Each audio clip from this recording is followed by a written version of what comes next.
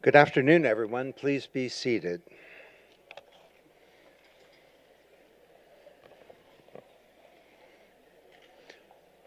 I'm Don Tapscott. I'm the Chancellor of Trent University, and I'm a proud graduate, too. Thank you. And I guess I've had more than my share of honors over the years, but no honor greater than being the first alumni chancellor of this fabulous institution. I'm one of... Thank you. This is somebody's mom. I'm one of 4 Tapscott boys, actually, who graduated from Trent 2 years apart. And that was a while ago. And I'm just delighted to be here. This is the 8th and final convocation of this season. And I would like to begin by thanking Mother Nature, because every one of these convocations has been held in what, from my experience, is probably the most spectacular venue to convocate on the planet. So could we bring it on for Mother Nature, please? Let's...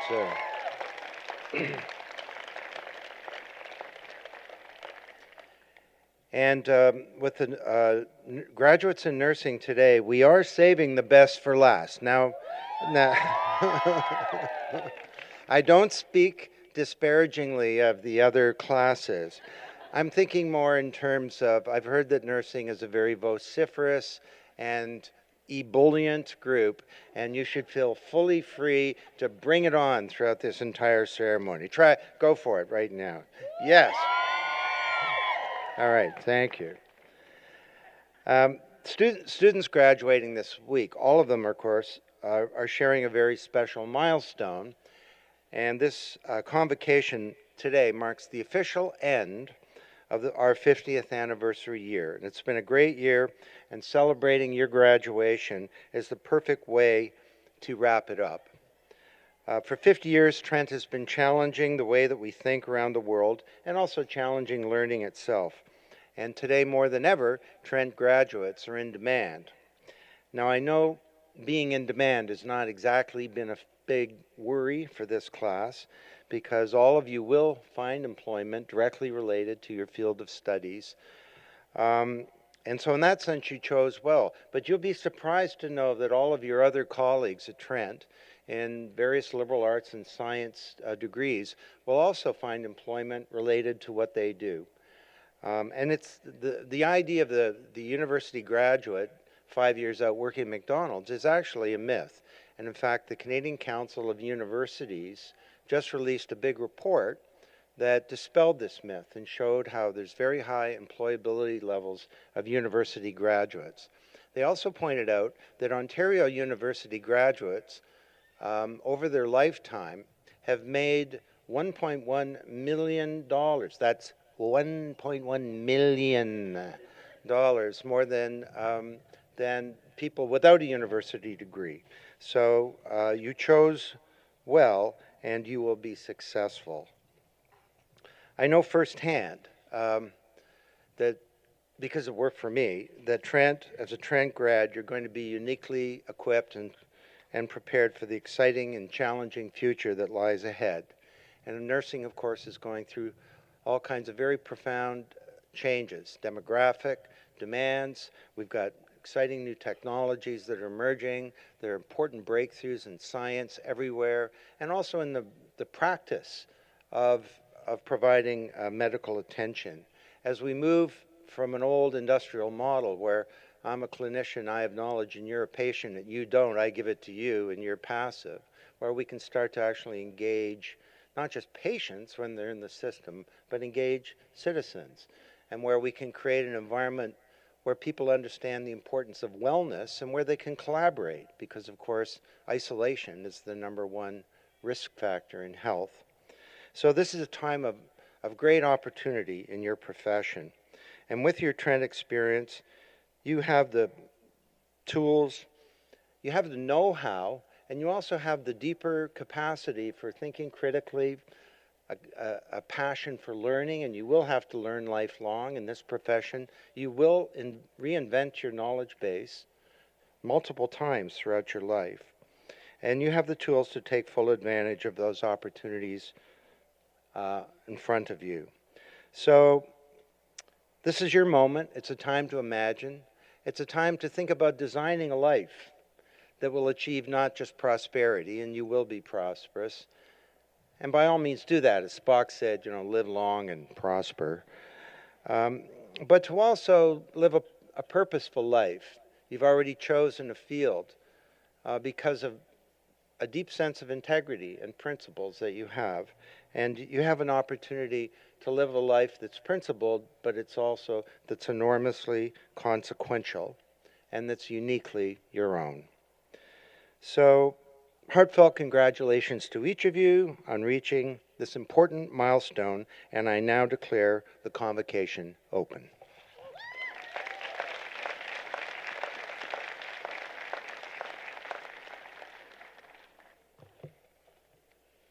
Good afternoon. My name is Leo Groark. I'm the President Vice Chancellor of Trent University, and it's my honor to welcome you here today. Before I do that, I did want to say that I think this is a very special convocation.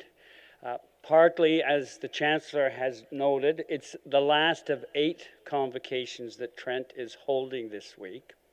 It's also very special because it's our nursing convocation. And I would say, as someone that's responsible for organizing these things, that this is the one convocation where we don't worry about medical emergencies. The only question is, if somebody stumbles or gets hurt, do you want to get help from a nurse that has already received their degree or one that's waiting to receive their degree? It really is a pleasure to welcome everybody here today. A special welcome to families and friends, people who've come from across Canada, and international visitors who've come to join us. I do want to say something in a moment about internationalization at Trent University, but at this point, I do want to say a special welcome to international visitors.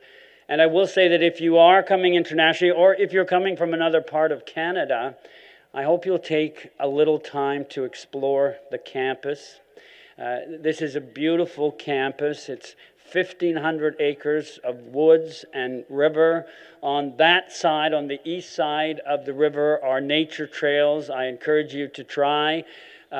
If you're adventurous, you should take a canoe. We have lots of canoes here. And sorry, we're going to get tired of the nursing jokes, but if you fall in the water, well, there'll be somebody there to help you. There's nothing to be worried about.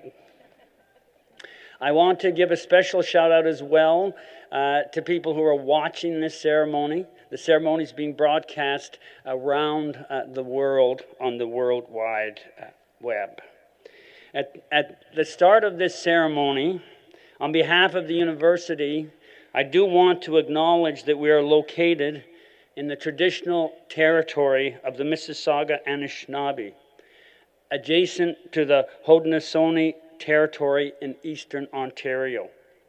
Especially in a week when Canada's Truth and Reconciliation Commission has presented its findings on the regrettable history of the residential school system, it is important to honor and recognize the traditional occupants of this land.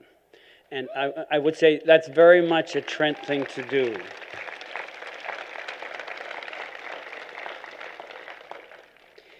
I want to say a couple of things about convocation and what the purpose of convocation is, and in a certain way assign us all our particular roles. I would say that the convocation is about our graduates. This is our moment to celebrate and recognize and cheer on the graduates. For the graduates, I very sincerely want to ask you to enjoy the day, soak it in. You know, we all have good days and bad days and occasionally special days. I want this to be a very special day for you. Probably at one point in our lives, we all want to be movie stars. Today's one of those days where you can imagine you're a movie star and kind of fulfill that fantasy. I would also say that that's their role. Our role up here, sort of to say a few words of wisdom and to keep things running on time. Your role out there is to be the paparazzi, okay? And I want you not to be shy. Convocation is a medieval ceremony. That's why we've got all these wonderful robes. And I will tell you, in medieval times, ceremonies were not quiet, dignified, stodgy events. That's just not the way they were. And please, don't be shy. Get up here, take the photos, give a big loud cheer when your son or daughter or friend comes across the podium. I do want to say that in celebrating our student successes, we also celebrate the successes of the families and the friends who made those successes possible. So in that way, we're celebrating you as well. Just a couple words about Trent University. You know, as a president, I have to say I have a captive audience here, so I can't let you leave without saying a few things about Trent. And I want to give you a bit of the spirit of what Trent's about. And I thought I would do that in two ways. The first is I've been talking to visitors to Trent this week during all the convocations, and I want to share with you all the countries who have sons and daughters and family at Trent. Canada, of course, and because I'm from Alberta, I always throw in Alberta. And believe me, in Alberta, we think it's a different country, so it fits in there. The United States, Uganda, Australia, Ireland, Ecuador, Vietnam, Nigeria, the Netherlands, the Bahamas, Pakistan, Palestine, the Mauritius, Brazil, Zimbabwe, the Ukraine, Russia, Saudi Arabia, Colombia, Turkey, Japan. Could I have a round of applause for the diversity at Trent University?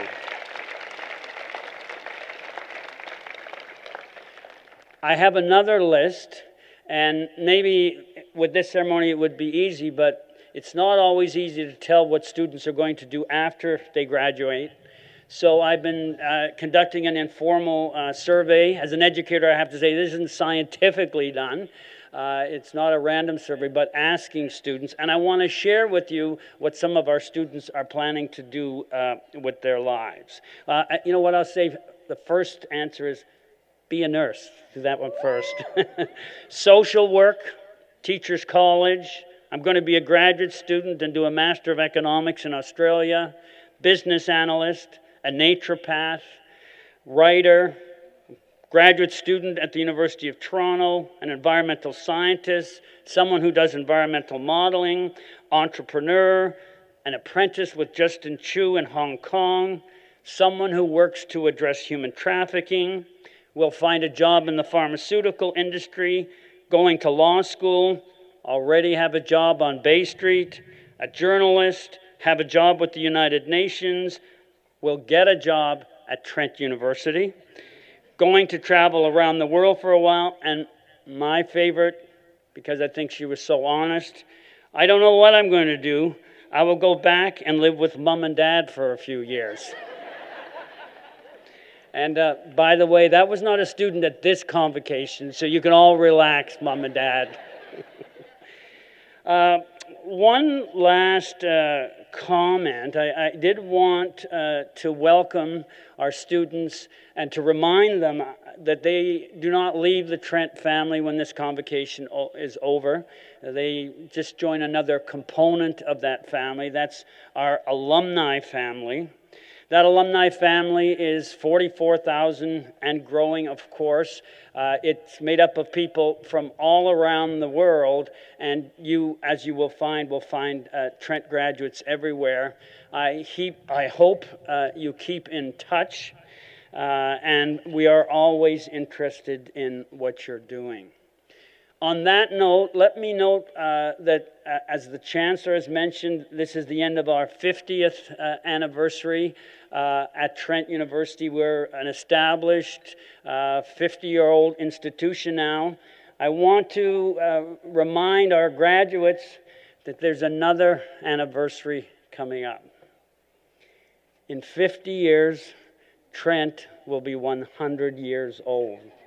So I'm telling you that I have an expectation that 50 years from now you'll come back to the podium where you're graduating to celebrate Trent's 100th anniversary. I probably won't be there, okay? But maybe you can fondly remember this day. Now, Mr. Chancellor, I want to call on Professor Joan Sangster to introduce a remarkable individual we will recognize with an honorary Doctor of Laws degree. Thank you very much.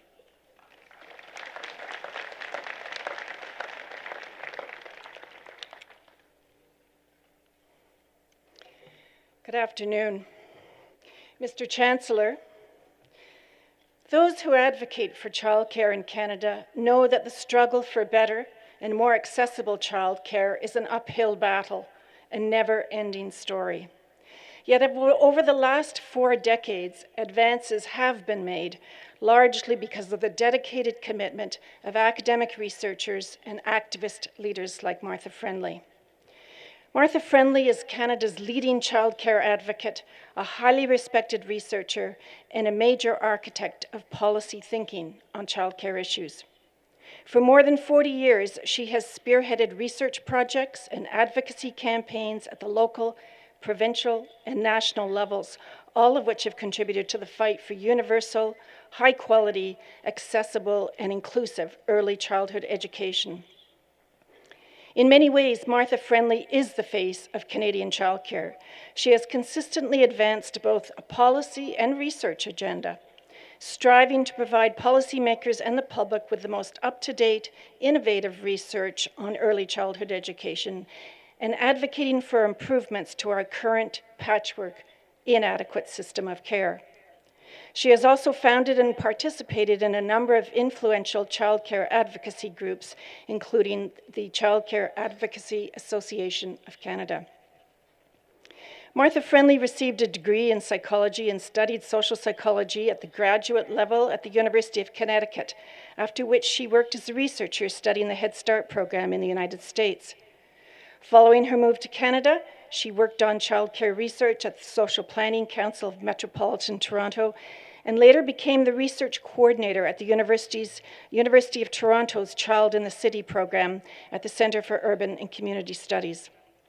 Martha Friendly was the founder and executive director of the Childcare Resource and Research Unit, which is Canada's only policy research institute for early childhood education and care. Under her direction, the research unit has produced dozens of research papers, briefing notes, and other analysis of early childhood education that have advanced the childcare agenda across the country. Their series, Early Childhood Education and Care in Canada, provides comprehensive overviews of early childhood education services, policies, regulations, and training at the national and provincial levels. It is a crucial source of data that no other institute provides. Martha is also an accomplished researcher and author. She has published extensively on early childhood education in a variety of academic and policy venues, including Canadian and international journals, and she has contributed to countless books on topics of children, education, and social policy. Martha Friendly has been one of the driving forces behind Childcare 2020, a national childcare conference that brings together advocates, parents, childcare workers, politicians, policymakers, and researchers to spark discussion and action on childcare. She has dedicated herself to an ideal which is still far from achieved, but her contributions to the dialogue about early childhood education have advanced the debate in Canada, putting childcare on the political map. This honorary degree marks Martha Friendly's contributions to the ongoing struggle, both for better childcare and women's equality. It also reflects Trent's commitment to social justice, to educational studies, and to our own historic leadership in creating an ideal space for childcare on campus, the Trent Childcare Centre. The goal of childcare, in Martha's view, is to provide children with an enriched, safe, and stimulating early childhood experience, and to provide working women and families with the means to economic equality and stability. The progress we have made towards these goals owes much to her work, dedication, and tenacity. Graduates, ladies and gentlemen, Mr. Chancellor, please join me in honoring Martha Friendly.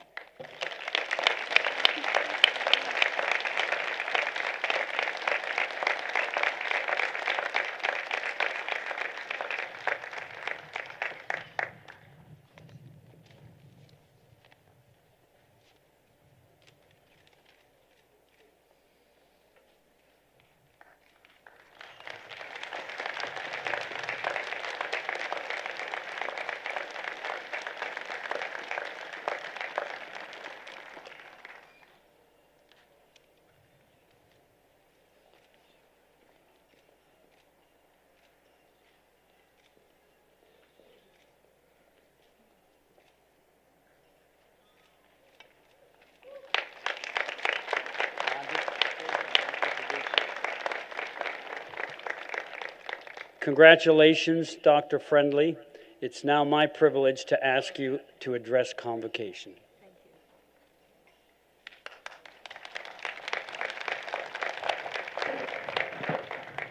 Well, this is splendid, actually. I want to start by saying how fantastic it is that the weather has held, because I wanted to say how happy I am to be here with you on a beautiful June day when I don't have to wear a down coat anymore. And when it was raining, I thought I was going to have to remove that line.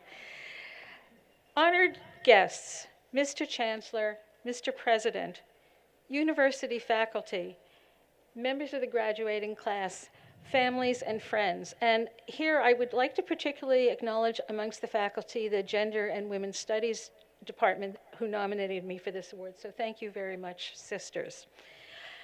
I'm thrilled and most honored to receive Trent University's Honorary Doctor of Laws degree today. The university's recognition that research and activism on childcare are worthy of this honor is tremendously meaningful, not only for me, but also for my dedicated colleagues across Canada.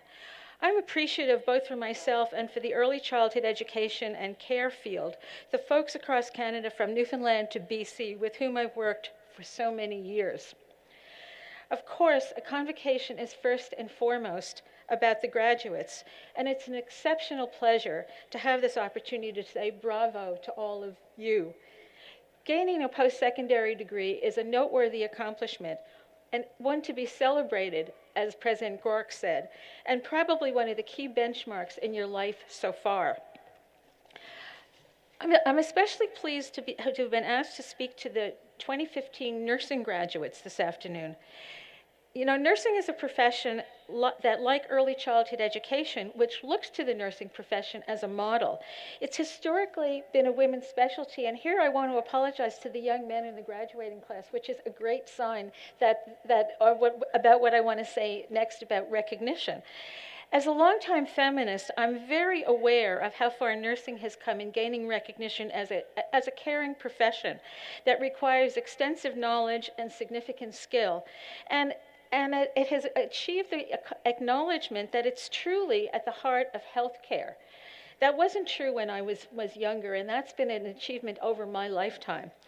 Now, I don't doubt that you're elated to be done with the hard work, the assignments, the labs, and the marks. And I also don't doubt that you're tremendously proud now that this has all been distilled into one hard-earned piece of paper with your name on it.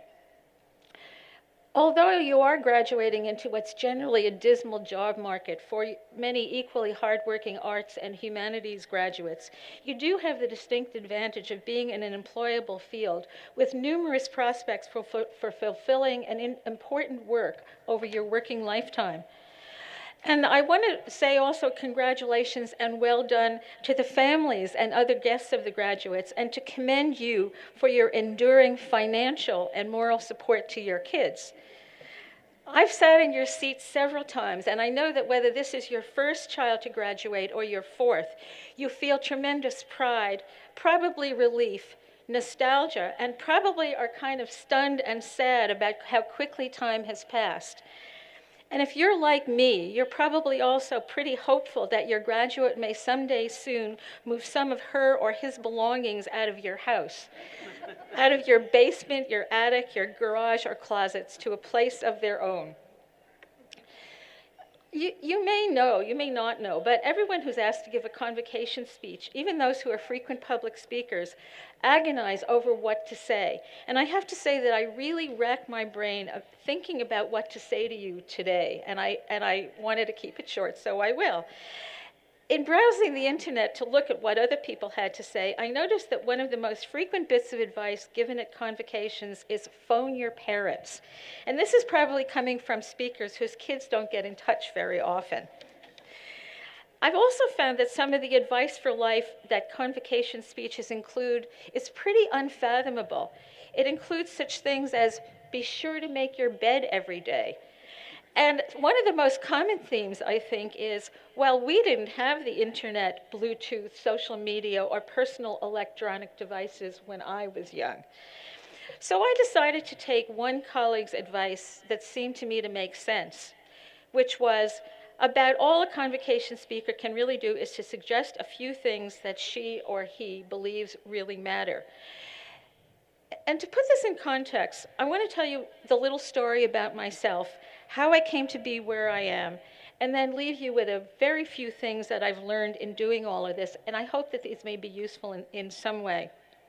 Well, here's my little story. I, like so many Canadians, came to Canada, to Toronto, as an immigrant.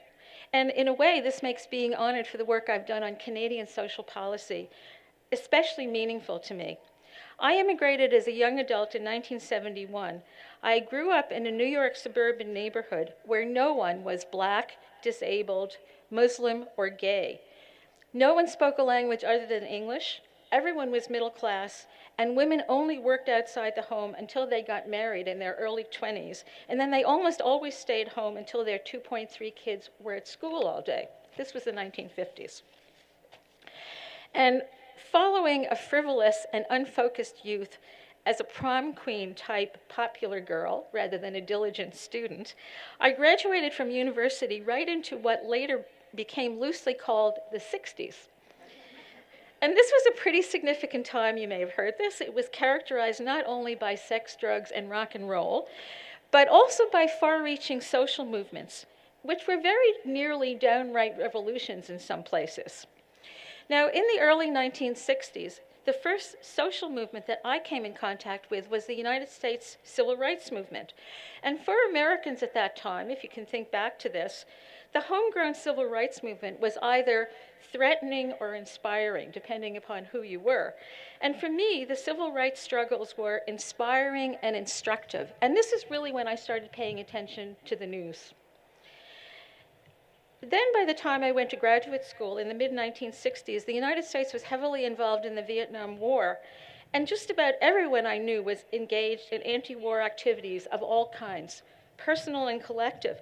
In fact, we took the idea that the personal is political, an idea that came out of the women's movement, quite literally, and tried to live it. A very significant part of the picture for many women was what we at that time called women's liberation. The women's movement of the 1960s and the 1970s, what's now called second wave feminism, was, of course, neither the beginning of women's demands for gender equality, nor was women's equality, as we can clearly see in Canada today, completed at that time. It's still an incomplete, very incomplete equality in Canada as it is in other countries. And just to sort of, kind of summarize this, overall, what I gained from my formal education was some research skills and some basic knowledge that put me in a position to be employed. But it was what I gained from the social movements, especially the women's movement back in the early days and later on after I came to Canada, that formed my thinking about what I wanted to do in the long term. Over the years, it was learning outside the classroom, using, however, skills that I'd gained in the classroom that helped form my ideas about how the world works, and I think most importantly, about how it should work. And just to finish up the little story, I think maybe Joan Sangster already told the little story, I ended up gaining an understanding of the importance of public policy for everybody, for children, women, and families. And I learned how to link research and advocacy to policy as I developed the Child Care Resource and Research Unit at the University of Toronto. And it did come to play a leading role in child care and early childhood education policy research. And it did have the support of federal funding from the federal government until after the 2006 federal election, when all the funding to child care activities was cut, along with the National Child Care Program that governments had begun working on. But the Child Care Resource and Research Unit continues today as a small, independent, nonprofit organization, and it continues to provide an independent voice for progressive public policy for children and families.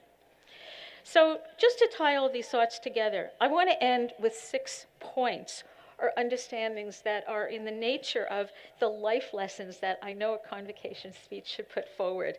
And these do come out of my own experiences, and they summarize some of what I think can make a difference in how happy, healthy, and fulfilled one's life is. I think one of the first things that I learned was that learning really is lifelong. There are always new, interesting, and useful things to learn. Although some would say that the trouble with this is that you never really graduate. The second thing I think that is maybe useful to think about is it's really useful to learn how to connect the dots. Because when you join up ideas or perceptions, it leads to new ways of looking at things, and it can be a lot more than the sum of the parts. I also want to make the point that it's really good to come to understand that a lot of things aren't about you. In fact, thinking about how you can make a difference in your community, in your work, and in society is often the most satisfying kind of thing that you can do. And if you can, find work you really want to do and people you like to do it with. It makes it a lot more fun. And another thing that I have thought about a lot is that you never really know where you're going to end up. It's very hard to predict it. In fact, it could be almost anywhere, and actually this makes things a lot more interesting. And finally, I can't say this strongly enough, it's really important to fight what you believe in. It's really important to fight for what you believe in, and don't give in to bullies. And the last thing I want to say is do phone home fairly often. Your parents will appreciate it. So thank you, Trent University, faculty, students, and I want to thank you for the tremendous honor you've bestowed upon me. And thank you, 2015 nursing graduates, for letting me share your convocation. Thanks a lot.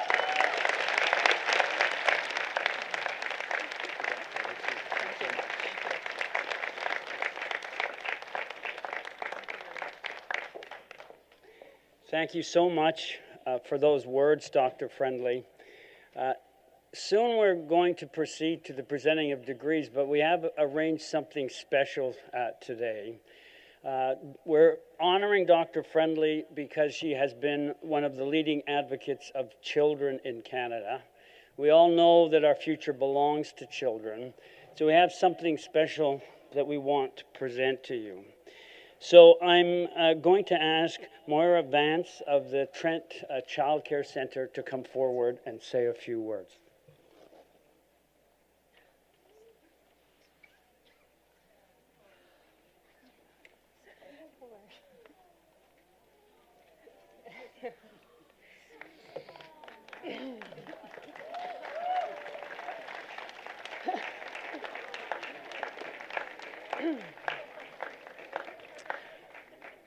I would like to introduce to you our preschool room from Trent Childcare. We are thrilled to be part of this celebration as Martha Friendly receives her honorary degree from Trent University. We are here to thank Martha for being a strong voice, an advocate, and a passionate leader for childcare for many years. Martha promotes a vision of quality early childhood education as a right for every child. It is leaders like Martha that will make this vision of a publicly funded, nonprofit, quality child care system accessible to every child and parent a reality. On behalf of the child care community, I'd like to thank Martha for her dedication and commitment for many years. We have brought our preschool room here today to sing a song for you that they'll be singing at their own graduation in 2 weeks. This will be their first graduation of many that they'll experience in their lives. They're about to sing for you, Make New Friends.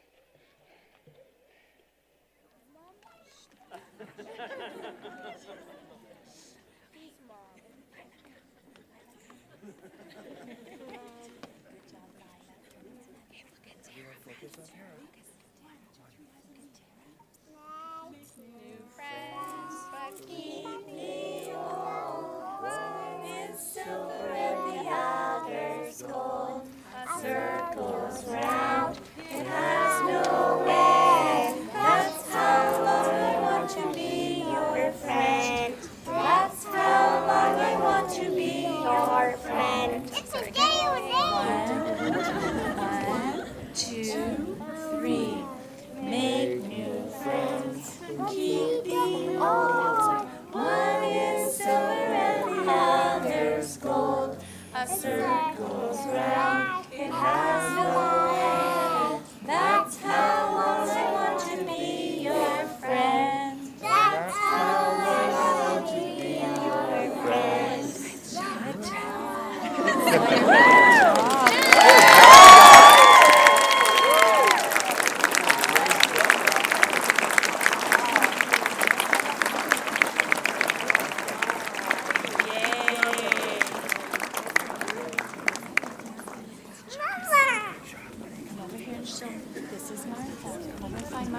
This way, Lila come find Martha, and then follow Mora.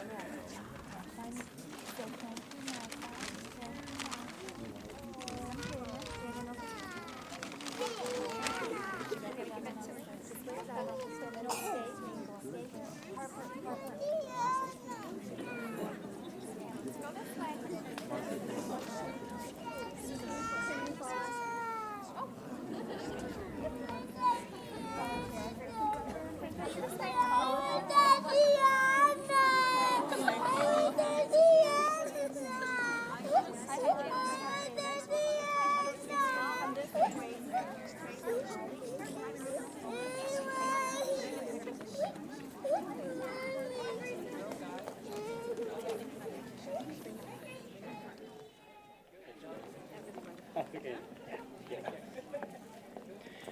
I'm sorry, graduates, but that's going to be tough to beat. But we're going to try. Ladies and gentlemen, we're going to proceed to the presenting of degrees. Just so you know what's going on, the graduates will be at my right side here. They'll begin at the end. Dean Kirsten Woodend of the School of Nursing will announce their names. They will come across to the middle here where they will meet the Chancellor. Graduates, that is your moment of fame, okay? There'll be photos taken here. Please take lots of photos, make lots of noise. Then you will keep going right to the end here. I'll be here. The university registrar, our official records keeper, will be here, as will various staff and faculty from the university. So Dean Woodend, I invite you to begin the presenting of candidates for degree. Thank you. Mr. Chancellor, Carol Kelsey, Dean of the School of Community Development and Health at Fleming College, will join me in presenting the candidates for the degree of Bachelor of Science in Nursing. Mr. Chancellor, we are pleased to present for the degree of Bachelor of Science in Nursing candidates whose names will be read, whom the Senate has duly declared worthy of the honor that they may receive the degree at your hands. Bridget Abdillah.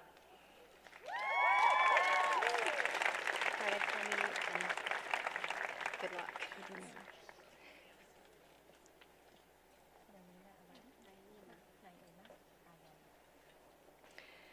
Fadakemi Adeniran.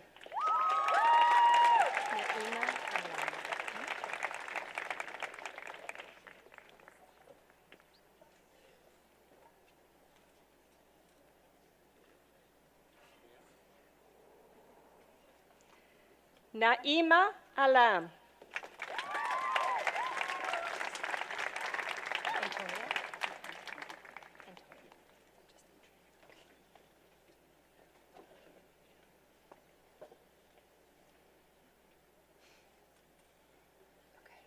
Haley Anderson. Adriana Antonia.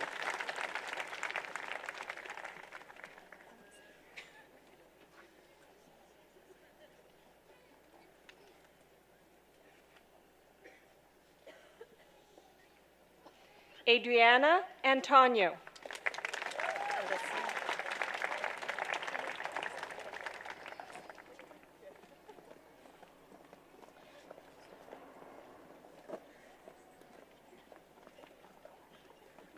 Alyssa Arthur.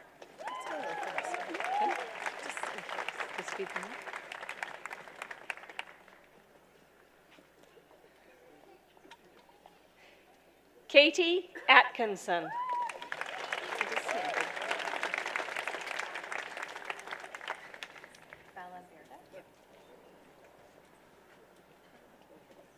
Leanne Baker.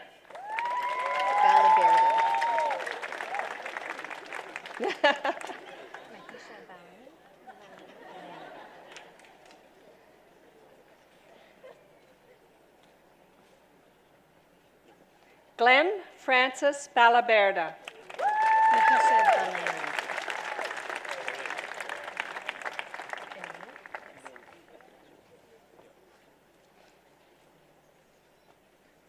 Mahisha Balani.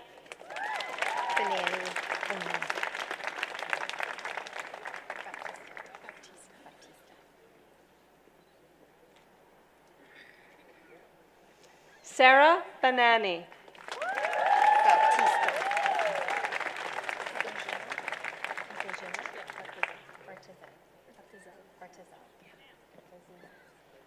Samantha Marie Baptista.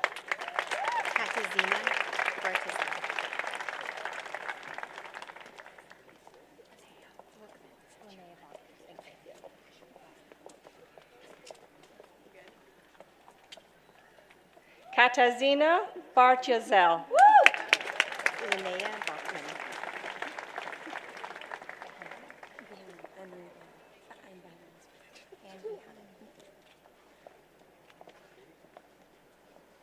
Linnea Bachman.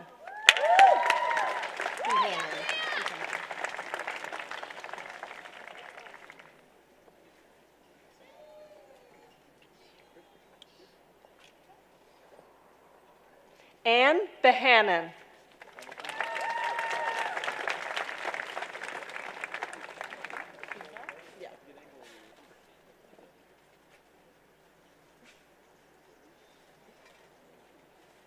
Joy Bernard.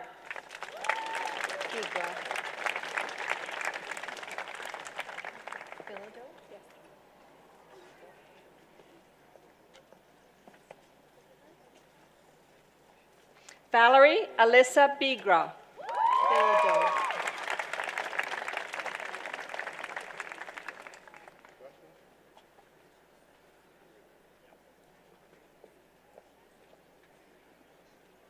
Denise Bilodeau.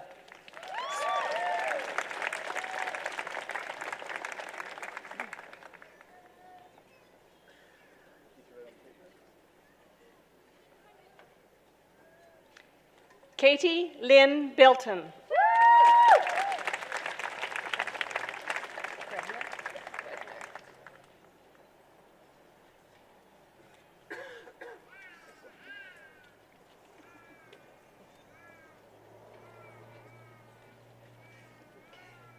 Chris Blenko.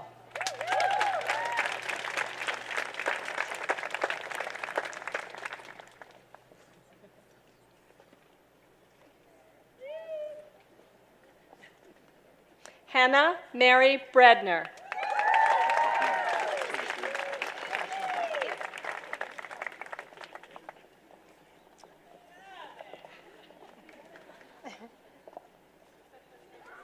Jessica May Brown.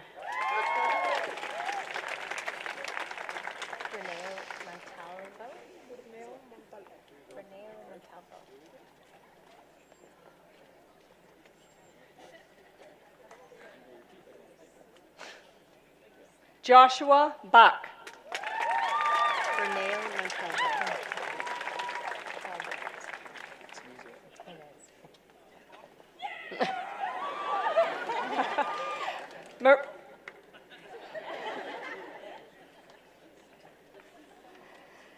Maria Laura Borneo Montalvo.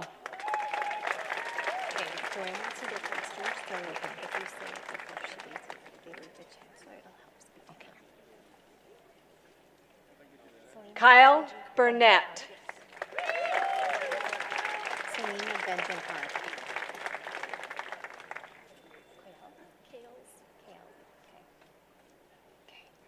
Salima Benjankar.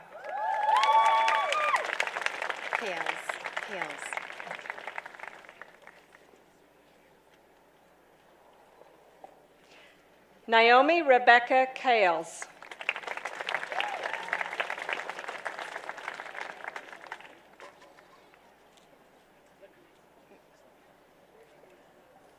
Julia Cameron.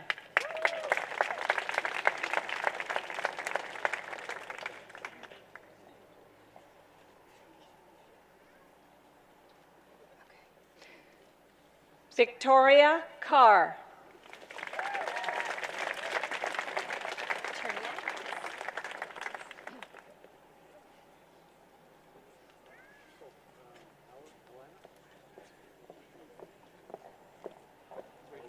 Allison Carter.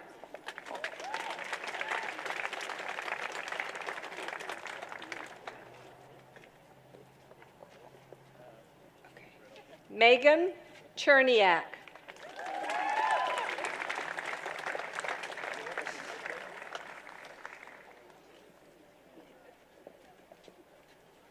Alexandra Charrington.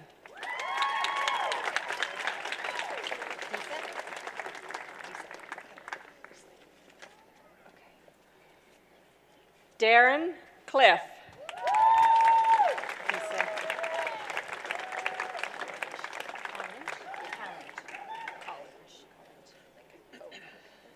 Disa Clifford.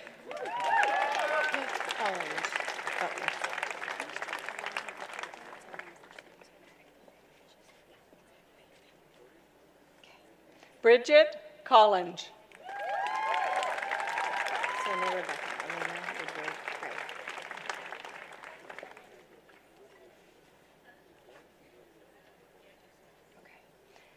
Alana Woodward Craig.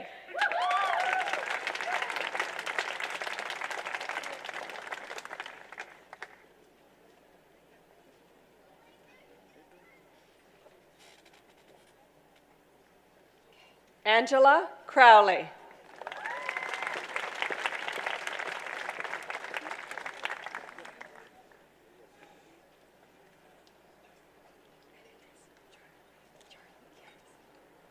Lisa Cummings.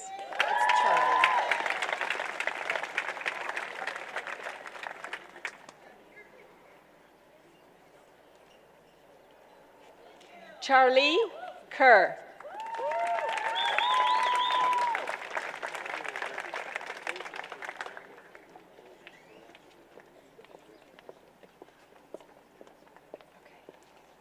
Aaron Daniel.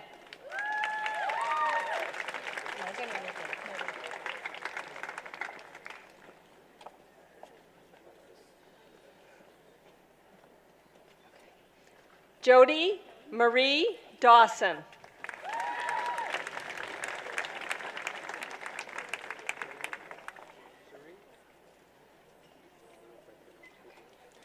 Megan D.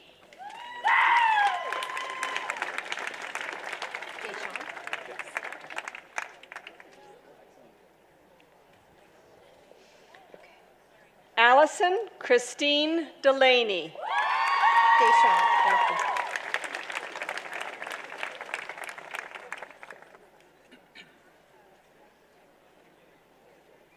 Adam Robert Deschamps.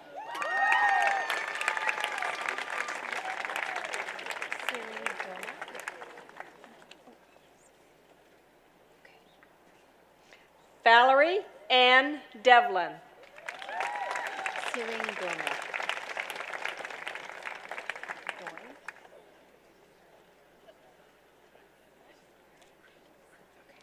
Sarang Dalma.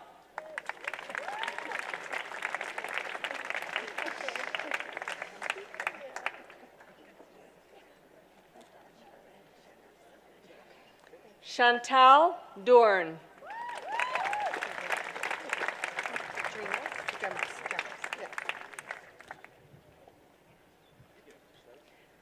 Darla Elaine Marguerite Downey.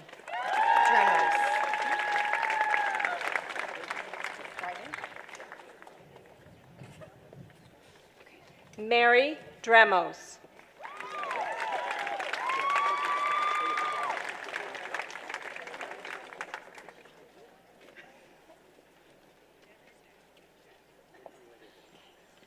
Tyler James Dryden.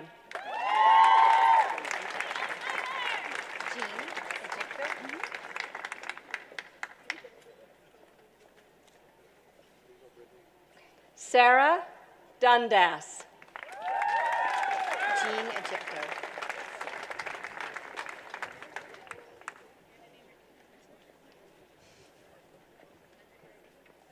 Jean Egypto.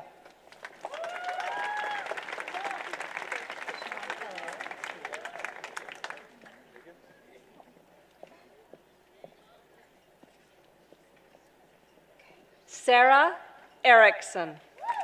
Siobhan Fuller.